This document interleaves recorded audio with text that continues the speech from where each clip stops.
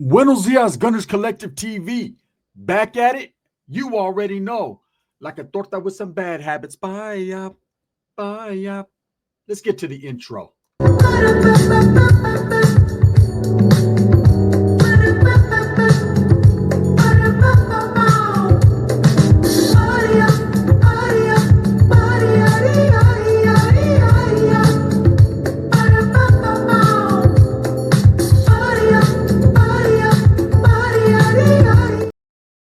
Welcome back to the channel. And if you haven't already hit that like and subscribe button, make sure you go ahead and do that. Put your notification bell on all so that way you're direct in the direction of the dope content that the gun stays kicking. I appreciate the support, man. Thank you. I'm very humbled. On we go. Is Rebecca Haro and Jake Haro getting out? Do they have action at getting out today? In right here on the West Coast time, it's 7:24. Do they have a chance, an opportunity to get out today, to walk free? Now, that doesn't mean the case will go away, but do they literally have action at walking out of those jailhouse doors? Well, one may not. I don't think either one of them are going anywhere, but let's talk about it, right? So last night there was a live and there was a lawyer on the live, and this lawyer was speaking legal jargon, meaning he was letting you know exactly what time it is, what action the Haros have. Now, with lawyers, they have to be very unbiased. They have to go by rule of law. They have to let you know, hey, by the Pacific, to be specific, exactly what time it is when it comes to these legal proceedings and court cases. I'll let you guys know what I know, having went through several legal proceedings, having been in prison and in jail and the youth authority and juvenile halls and everywhere else they fucking could send me to get rid of my dumb ass, right? Look, today is what is called an arraignment. Today, Jake Haro, the monster, Jake Haro, right? And that's what I know he is because of what he did to his daughter. We're going to put baby Emmanuel to the side for a few seconds because we know exactly what this guy is. He's a self-admitted, convicted monster for what he did to his daughter. And no one could tell me different and no one could prove otherwise. That's just what it is. Unless you're his lawyer who likes riding with monsters. But we'll get to that. So today, what Jake Haro and Rebecca Haro have to go through is called an arraignment. Now, they have not yet been formally charged. They do have, of course, a murder with malice. That's what they got him in, locked up for. That's what they arrested him on.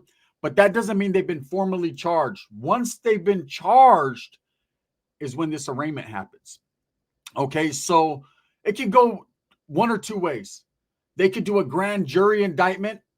Okay, and that kind of bypasses the arraignment phase. What happens when you do a grand jury indictment? That means the grand jury convenes, and usually, and the old school saying goes, the grand jury will indict a ham sandwich. Usually you go through the grand jury situation, they indict, that's it. There's your charges, you're formally charged, and now it's time to lawyer up and do what you got to do. But today, they will have an arraignment. And this arraignment will consist of, it starts at 9 in the morning. This arraignment will consist of Jake and Rebecca Haro. Now, of course, because they are charged with the same case, which is the murder with malice of baby Emmanuel, right? They might be in the same courtroom together, or there's a chance that Jake's lawyer has decided to separate his client's case from Rebecca's case. Okay? Now, because they are husband and wife, because they are co-defendants, because they are crime partners, crime means they cannot have the same lawyer.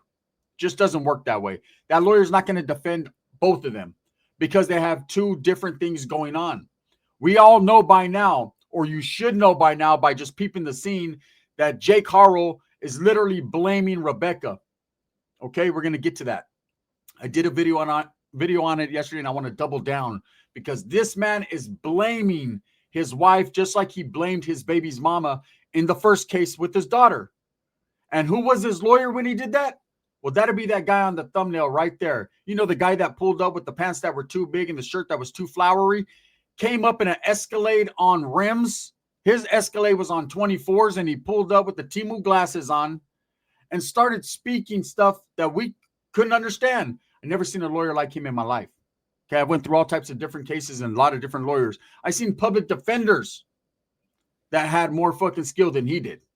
But anyways, obviously he's the man because he got Jake out of this first mess. Obviously he's the man because he was actually a pallbearer at Jake's family members' funeral. So this guy is tied in with the family pretty close. So no matter what Jake has done in the past or what Jake continues to do, this man's going to rock with them. Anyways, there was a lawyer on last night, and they were talking about that Rebecca and Jake Haro do have action at getting out. Now, I'm from the old school. No body, no case. For a 187, you need a witness and a murder weapon. Throw them both off a bridge and keep stepping. Do you guys remember that? MC Pooh, the hit, right?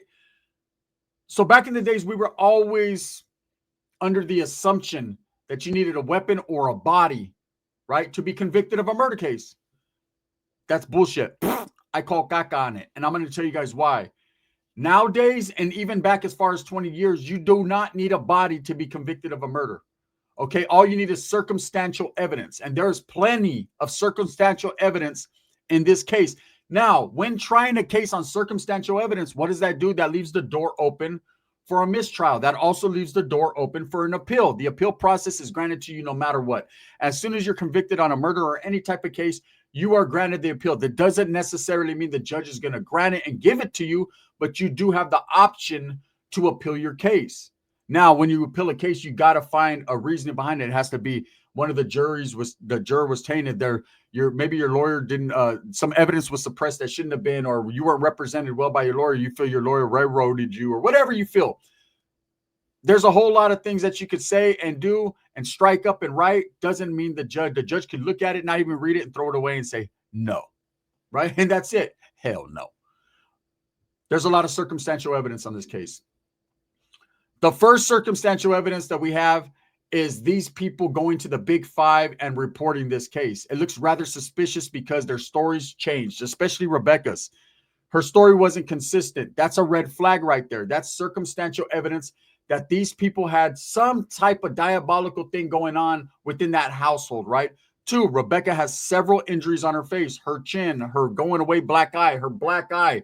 That was still a little bit newer than the other one. I told you guys in the other video, Black Eyes giving Black Eyes piggyback ride. The Black Eyed Pea. She's the Black Eyed Pea, right? That's Fergie from the Black Eyed Pea. Her family probably hasn't seen her without a black eye in years. Straight up. From 2021, from the pandemic on, she's been black-eyed up. You know, most of us during the pandemic, we found things to do with ourselves. This guy just started to give out black eyes, and she started to receive them. What'd you do for the pandemic when you were locked in your house? Oh, I just got black eyes. Well, that's what she did it. You were with black guys? That probably too. But anyways, right? That right there in itself is circumstantial. When they went to the home and they searched the home and they retrieved all electronics, something they seen on them devices alerted them to some shenanigans and some foul play going on. And then, of course, all the blood. Now, this is what I believe. I believe when they found that extensive amount of blood in the living room, they could not charge these people until they matched it with baby Emmanuel's blood. Now, how did they do that? How did they do that if we don't even know? We've never seen baby Emmanuel's birth certificate. The mom is off in her dates on when he was born. We don't even know if this is their child. To be totally honest with you, this child is the most mysterious child of all times. But what means more than anything is that this child is missing, that this child is possibly deceased, and that we need this child back. As people, as parents, as pillars of the community, or whatever you claim to be, we need this child back, whether it's body or it's whole. We need to see this baby, okay? We can't let these monsters take that memory away. They might take your body, but they can't take your soul, right? That's one thing you have to learn about monsters like this that beat their children and that don't take care of their children. You know, the child may not no longer in body form be with us here, but that soul is forever going to be smiling. That's a baby. Now, when that blood evidence was found, which is again circumstantial evidence, they decided to charge these people. But don't get it twisted with charging them. They went into their house, they arrested them on this case, but they have not been formally charged. And that is what today's arraignment's about. Will they walk out of that courtroom today? There's a lot of people asking that question. And that lawyer said he believes they will walk out of that courtroom today. He believes without a body, there is not enough evidence to formally charge them with murder for malice. Now, I'll tell you guys right now, in Jake's case, Jake was on probation. Jake, who has been convicted, self-admitted, beating his daughter, right? Jake can get a probation violation for lying right off the top about the kidnapping. That's called false information to a police officer. That is a violation of your probation. We're going to put you on hold, homie. You're going to sit there on the shelf and marinate for a little while like a pot of rice. You're going to bubble. You're going to steam because that guy right there has priors. He has a criminal history. You know, there's alleged acts of fraud. I mean, there's a lot going on with this guy. This guy has a very complex lifestyle, right? And beating kids somehow figures into that. So we can never give him the go, right? He's a threat to the safety and security of the community. He's a threat to every child around him. I don't know why he had kids or that fucking chick had kids, period, around them. But, you know what I'm saying? I digress. Now, Jake's not going nowhere because Jake has already admitted that Emmanuel is dead.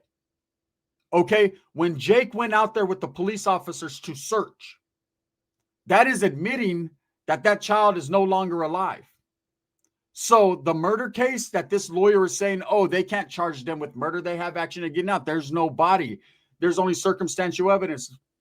McFly, wake up. This man already admitted that the baby is unalived. This man already took him to an area. Now, they have not found the child. They have not found baby Emmanuel. Okay, he's not here with us yet. But this guy basically took him in a vicinity. Now, is he lying? Did he take him to the wrong area to throw him off? You know, is he trying to do anything to just get back on the streets? Or is he blaming Rebecca? Hey, guess what? Your Honor, I choose door number 3. That guy right there is blaming his wife, Rebecca.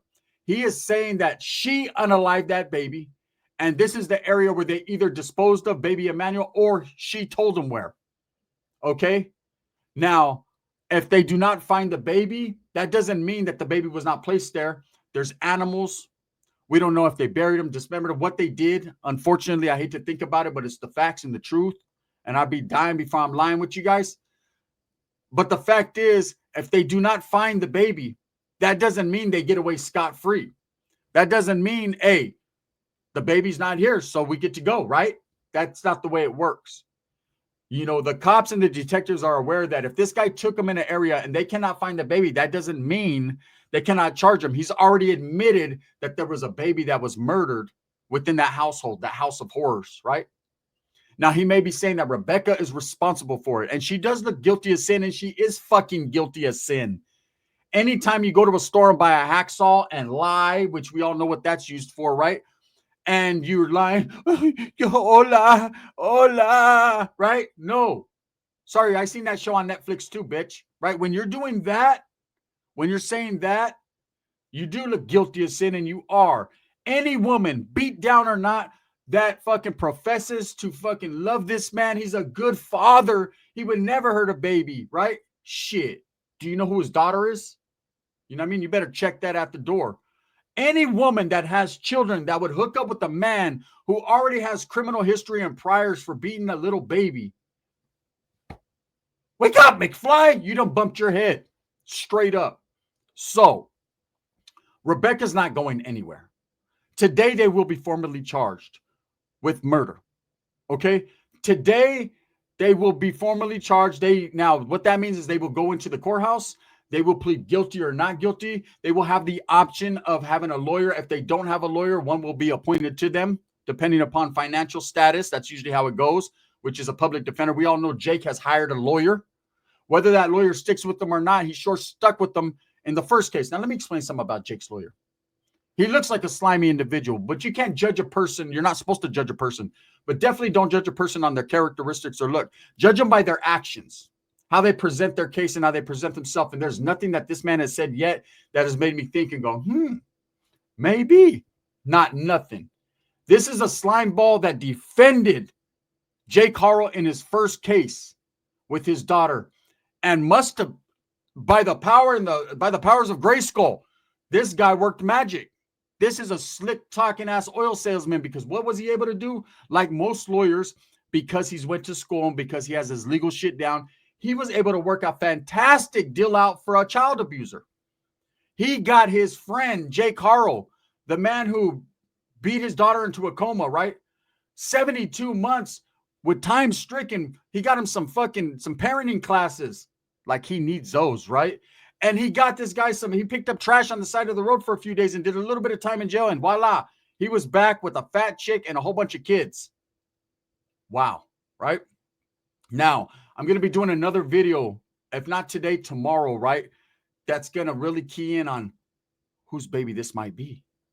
We're going to get down to it, right? Or why is Jake so upset? Now, everyone is claiming that this is Jake's kid. Well, DNA could prove that. Just because you hug a kid doesn't make him yours. Okay? Just because you hug a kid doesn't mean you love him. This guy, Jake, you could look into his eyes and see serial killer. You could look into his eyes and see serial abuser. You could look into his eyes and say he ate fucking too much cereal. There's something going on with this guy. There's more than meets the eye. Okay? They're going nowhere.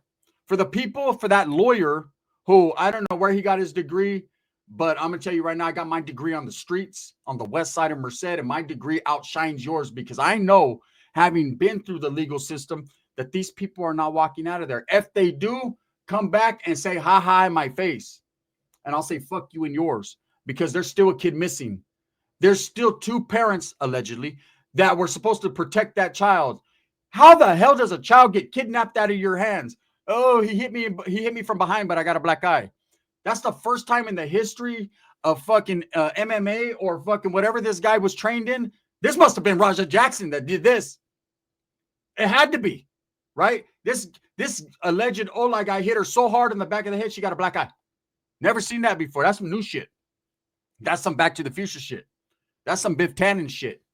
Make like a tree, Ola, and get out of here, right? Something happened to this woman. I'm going to tell you what happened to her. Abuse by a narcissistic serial killer man. Death has surrounded the house. She's seen a lot. She's participated in a lot. And this right here was the ultimate participation prize. And what she's going to get for that is life in prison. Today, they will be formally arraigned and charged with murder. I don't know about murder for malice, but definitely a murder case. And they will sit their fat asses down in the county jail and they will fucking go through the motions. Because whether they find a body or not, they don't need one. They have enough circumstantial evidence. And for the people that are saying, well, they can get out because they're not. Listen, does the chick have more action? Does Rebecca have more action at getting out? No. I'm going to tell you why. Because Jake's blaming her. She's the one who did it. She's the one seen on camera buying the hacksaw. She's the one that said Mr. Ola hit her. He's only going by what she told him, right? I'm not defending Jake. He's a monster for what he did to his child, but I'm looking at it from an analytic standpoint, from the outside looking in. Think about it. She's the one that called him while he was at the fucking football game and said, hey, Ola, right? And he went running to Big Five. And so he's going to say, I'm only going by the story she told me. I'm a grieving father. This is my son. Do you see how the blame game starts coming into play? Do you understand that his lawyer, his slimy ass lawyer, has already got him out of one of these cases by blaming the baby's mom? This is a wash, rinse, repeat. The cabs are here. That's what this is. Laundry time. It's laundry time, and they're trying to wash this chick up. Now, I don't know if she has access to social media or a tablet or the TV or wherever she's at in the county jail, right? But she definitely doesn't know that Jake was took out, right, to go look for this baby. Now, people were saying, and shout out on the tira, man. You got something coming special later on this afternoon, man. I got you. But there was a video that was put out that the baby was recovered and then it was recanted because the baby wasn't.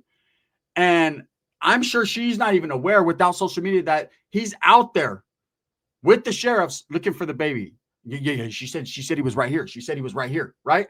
Come on now, man. The baby was not recovered. There's no body found.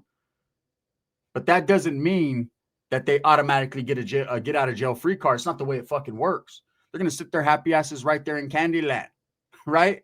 And lick on a candy cane because they ain't going nowhere, Holmes. They don't deserve to. Because regardless of what you may think, Jake is an abuser. Women and children. And Rebecca is a receiver. She receives whatever he gives her, and she says to people whatever he wants her to. Okay? Is it unfortunate for her? For a minute, it was kind of unfortunate. You know, you feel bad when you see a woman battered and beaten. That's automatically, as a man, it's like, damn, man, I wish I could protect you, but that's on you, right? But then when you see a woman that will defend a man over her children, toma, fuck you, straight up. You lost all credibility and all sympathy from me. Any woman, and there's a lot out there, not just Rebecca, that will choose a man over their children, that will allow a man to abuse them in front of their children, that will allow a man to throw all their children's shit away and just act crazy, you're not a woman. You're Jake Haro. You're a monster. You are abusing your child, maybe not putting hands on them, but emotionally. Am I speaking truths or facts, or what am I speaking? Lies. I don't know. One thing I'll say for sure is, as far as them getting out, they're not getting out. This lawyer is going to do everything he can, Jake Haro's lawyer, to blame Rebecca. Once Rebecca figures it out, once her lawyer figures it out, I guarantee you that's when the truth will come out. We are waiting for the truth. That baby is somewhere, and Rebecca and Jake know exactly where that baby's at. I honestly believe Jake was misleading the detectives because he does not really want them to find that baby, because when they find that baby, they're going to link it, of course, to him. I mean, he's already linked, and for this lawyer that's saying, hey, that they're going to get out because there's no baby, there's a murder. He already said the baby's dead. Now, whether he said the baby died accidental or whatever, that's between him and the detectives, but there is a baby that's missing. They were looking for the body. That's all you need. That's all the judge needs to see. That's all the district attorney needs. These people are not going to get out because they are a threat and a flight risk. And that's just the facts. Like I said, if they get out, I've never seen anything like it before. With that being said, let me know what you guys think. And for all you people that are praying and hoping they get out, I've seen one guy in my life. Rebecca's innocent. She was an innocent woman. That bitch said, hola. From that moment on, she was not innocent anymore. Thumbs up or thumbs down. Heavy's going to be the head that wears the crown. I'm going to continue to strive, struggle, and strive for everybody, because that's what I do, right?